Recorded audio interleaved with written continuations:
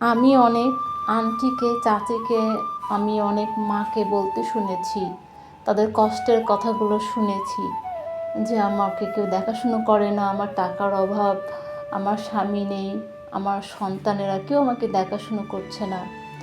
আমি তো এই দুঃখ, অবশ্যই দুঃখ লাগার বিষয়, এটা খারাপ লাগার ব্যাপার। আমি যে কথাটা বলবো ইয়ং আপুদেরকে বলবো, আপনারা যখন চাকরি করেন, বিয়ে করছেন, আপনারা কিন্তু অল্প অল্প করে টাকা সেভ করবেন নিজের জন্য, সংসারের জন্য না, সন্তানের জন্য না, স্বামীর জন্যও না, শুধু নিজের জন্য।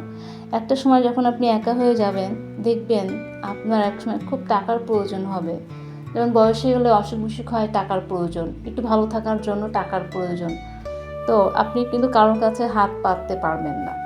আপনার আপনজন কাউকে বলবেন, তারাও কিন্তু একটা সময় দুটা কথা শোনায় দিবে, অর্থাৎ কষ্ট পাবেন তাদের থেকেও।